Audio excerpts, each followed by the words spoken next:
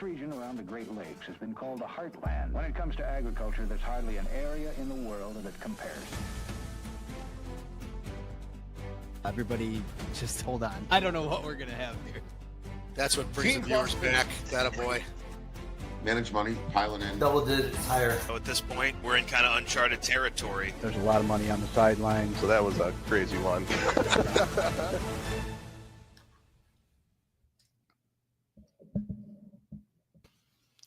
Good morning, everybody. It's Friday, August 1st, and this is the AgYield War Room. I'm Dan Dempsey, and I'll be moderating today's session.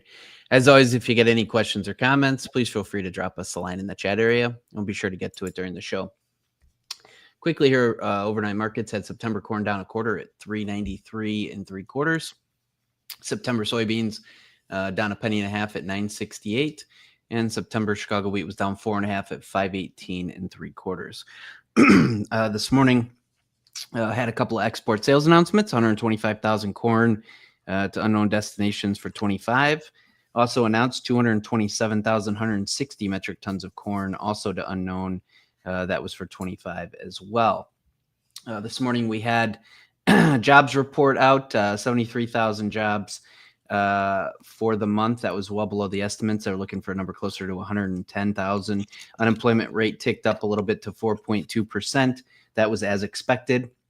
The big note in the jobs report was the May-June revision. They lowered they revised lower by 258,000 from their previously announced levels. So that was a surprise to many. We got the stocks off about 400 right now. As we start the morning here, Canadian tariffs up to 35%. Those go into effect today. We will have a crush report out later this afternoon. Estimates looking for 196.6 for June, so we'll take a look at that. And by all accounts, weather still looks pretty benign as it relates to the market here. So with that, Justin, we were talking before the show. It's kind of interesting. They're delivering meal all over the place. We've talked about it a number of times that we've got an interest rate in beans and just some things that we haven't seen or that you haven't seen in a while. So maybe kick it off with that, and we'll throw it around the room.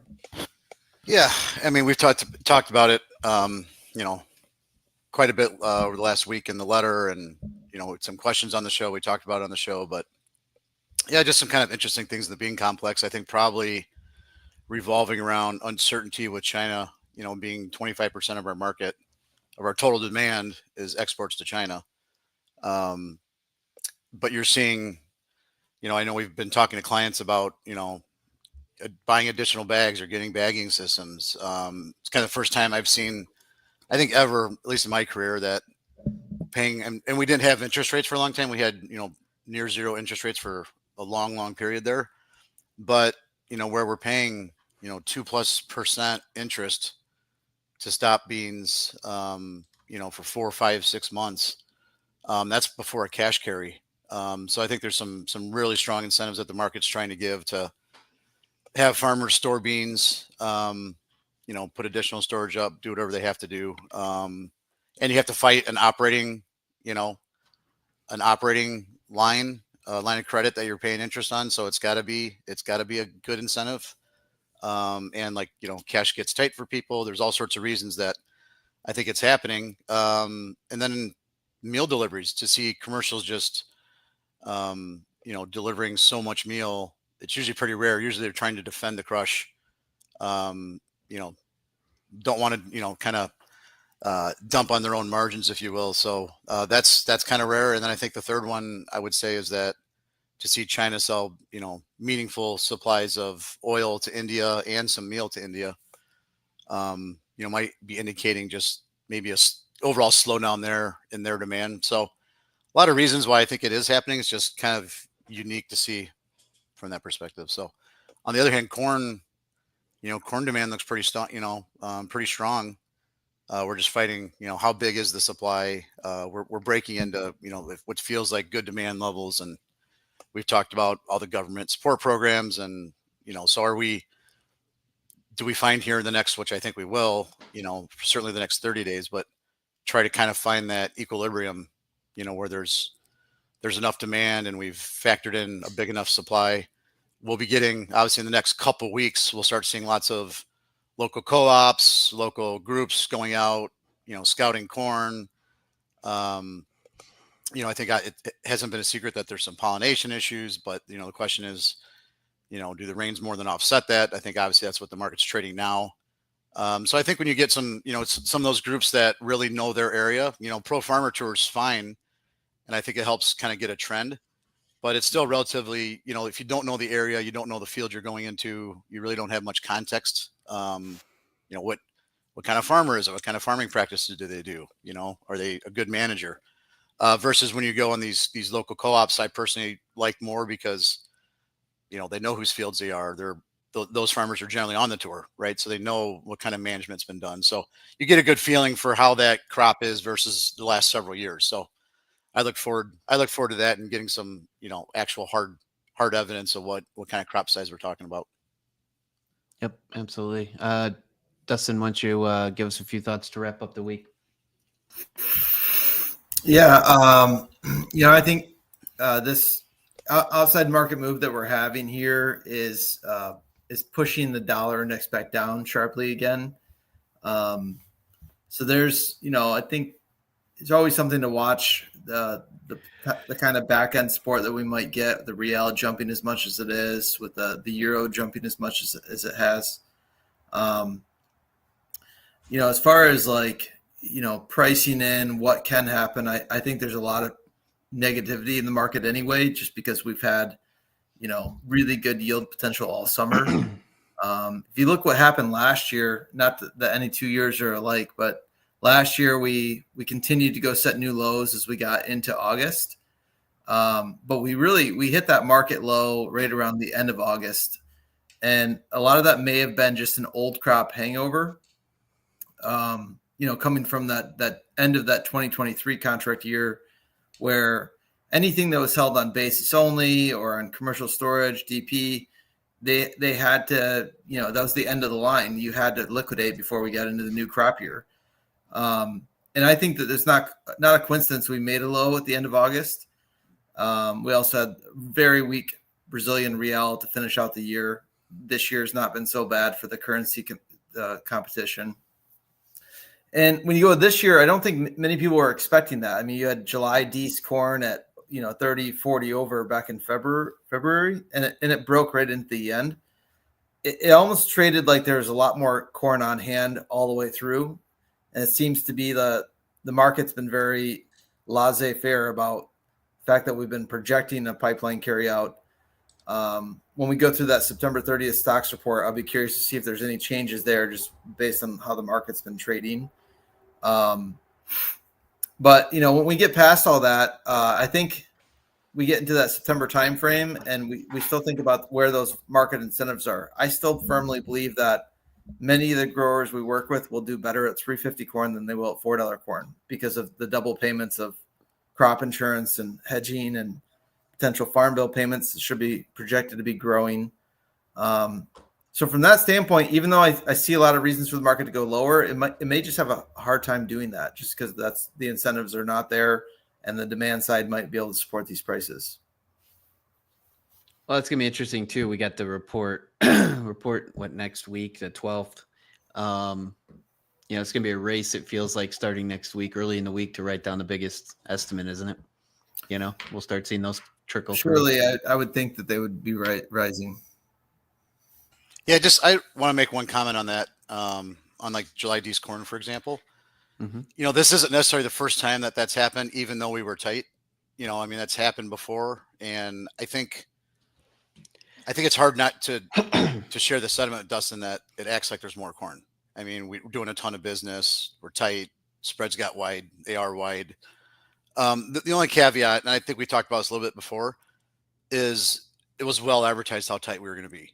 There's commercials sending recommendations out to growers to bull spread corn. It was almost in every newsletter about how tight we would be, so that was no surprise. And I think a lot of people got coverage. I saw this in 03 when we had the soybean aphid problem, and we had a super tight bean situation where we went from, $5 up to near 11.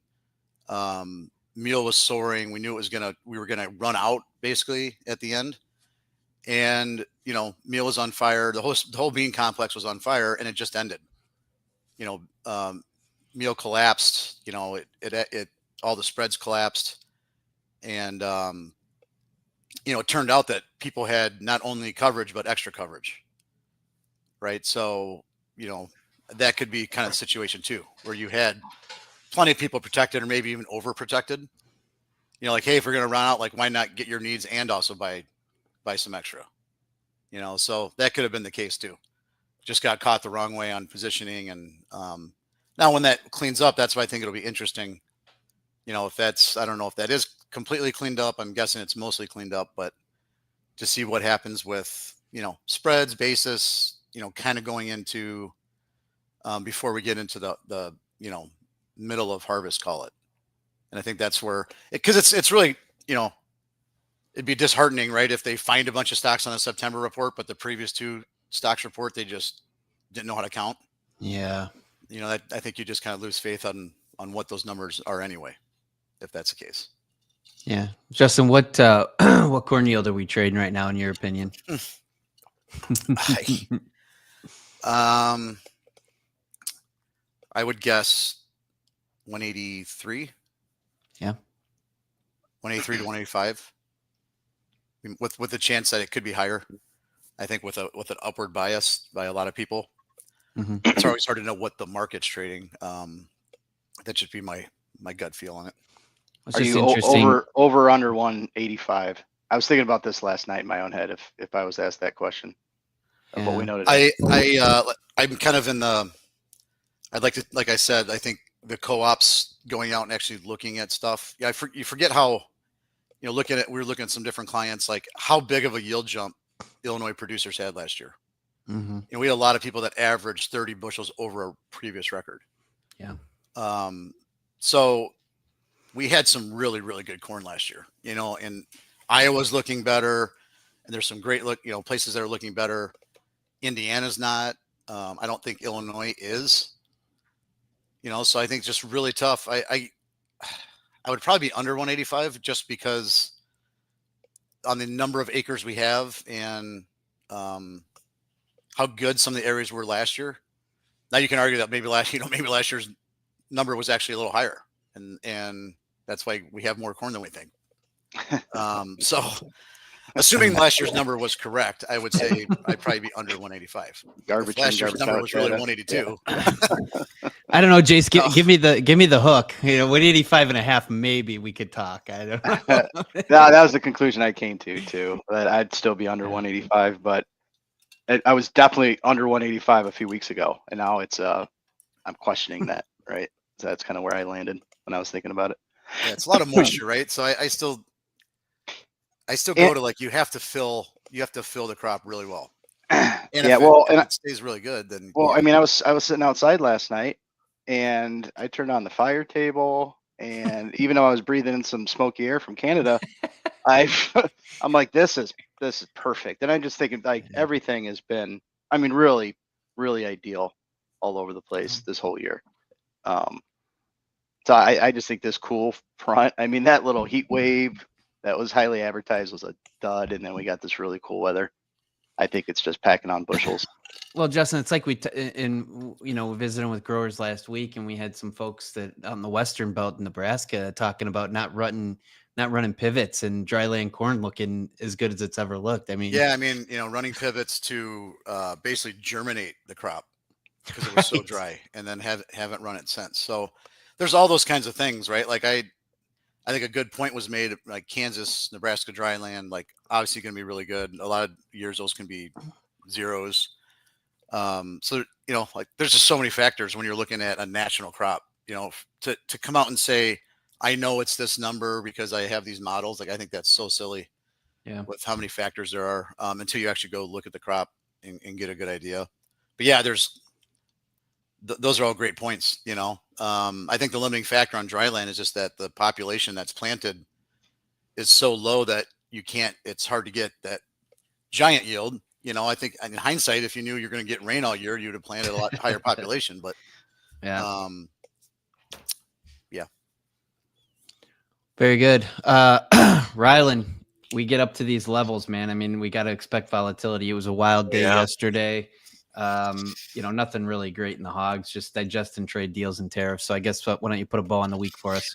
Yeah, I mean, it just like a like a roller coaster, really. I mean, it just feels like it just got over that hump and just started down yesterday. I mean, we even touched limit down in feeder and live, but there was a lot of business to handle. I mean, you have August option expiration today. You got first notice day coming up on Monday, so there just naturally is a lot of money that's moving around, positions moving around. It seems like the length in this market really wants to kick it forward.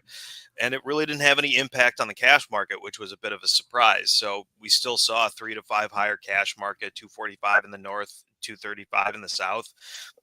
So at this point, you ran right into 10-day moving average support on the live side of the market, did the same thing in the feeders. So now the question is, was anybody waiting to buy the futures? Because now is your time, I guess. But overall, I mean, not much news, I think, on, the market's been kind of discounting a lot of the tariff situation, I think, for a while, and it looks like the Mexico tariffs got paused. Canada tariffs rising to 35%. So we'll see if maybe that comes into play here. But overall, it just seems like this is definitely a cash-led market, and the futures are still struggling to kind of keep up here. So naturally, you're going to get a washout like this. You're going to get some profit taking, some sell-off, some positions moving, but we're going to see if those support levels hold. It didn't really look like topping action to me, just by it, from a technical perspective. But yeah, I mean, I think you're going to see a little bit more concern, maybe a little bit more eyes kind of focused on the beef market dropping, but overall, we still a huge gap between where the futures are and where cash is landing. So if this can get into the cash market, yeah, you're going to get some length probably moving out of the market here. So we'll see how we finish up today, see if it sets a precedent or if we can hold support for now. And then on the hog side, just mixed trade, feels like it's going nowhere slowly right now. I mean, obviously cash market was down $2 yesterday. Bellies were down 10. So you got a little bit more of a negative, I think, kind of negative sentiment kind of coming into the day from just that alone. But we've seen the market trying to hold on. And so overall, it just kind of feels like keeping our eye on cash into next week, see if there's any big tariff headlines that change in a big way, but it seems like the market's not really fazed by that right now. So just kind of watching cash, see if bellies kind of come back here to lend a little bit of support. All right, appreciate the update. We made it through another week, guys. It's everybody's favorite time of the week. Bri, Fun Fact Friday, take it away. Hey, thanks, Dan. Happy Friday, everybody. We made it. And yes, August 1st today, we made it to August. And it's also National Weird Invention Day. So if you're an avid watcher of War Room and Friday Fun Fact, Purdue University developed the lick machine, which finally gave us the answer of how many licks does it take to get to the center of a Tootsie Roll Tootsie Pop. It's 364, by the way. So here are some other ones that surely will catch your ear here. The baby mop onesie. A onesie with mop pads attached to the arms and legs when your toddler is crawling around the house. He's finally, pulling his weight and cleaning as he does. The second one, Ryan, I can see you sporting this one, the ostrich pillow. Already have. Yeah, it covers your entire head like a squishy helmet for instant naps. It looks like you just ran into a huge marshmallow on top of your head there. I love it. This one comes from Japan, the Noodle Splash Face Guard. This plastic face shield protects you from ramen backsplash. I know that's weird, but I'm sure, Rylan, you could jam that one for sure. Certainly is a problem. As you all know, Chelsea in our back office, I think she can get into this one. The cat translator collar. This device claims to translate your cat's meows into human phrases, but mostly all it said was "feed me" or "I hate you." And I'll leave you with this one. I won't say who in the office this one would apply to, but the toilet paper hat dispenser. All you need to do when you're done is tilt your head forward and get the job done. So happy Friday, everybody. Enjoy the weekend. That's great. Oh, yeah, that's got to be an Amazon special. We got to get that. Thanks, Bri. Very good. Appreciate everybody that tunes in on a daily basis. If you wouldn't mind, throw us a like and certainly subscribe. Doesn't cost you anything to do so. It'll keep you up to speed on everything that's going on with AgYield. So again, thanks to everybody that supports the show. We'll get a quick readout here. We'll just open the markets. September corn down a quarter at 393 3/4. except soybeans are up a quarter now, 969 3/4, and September Chicago wheat's down 4 3/4 at 518.5. We're doing this live every day that the markets are open on X, Facebook Live, and YouTube Live. Hope everybody has a great weekend. Appreciate everybody tuning in, and we'll talk to you again on Monday. The War Room is proudly presented by AgYield. For over 50 years, the AgYield team has provided grain marketing and risk management solutions for growers across the country. Our veteran consultants harness cutting-edge technologies to pinpoint risk, optimize market performance, and protect your farm's profitability. Discover a new approach to farm revenue management at agyield.com. Hey guys, Jack here. Be sure to support the show by hitting the like button, leaving us a comment, and subscribing to the channel for all the latest updates. Thanks for watching. We'll see you next time.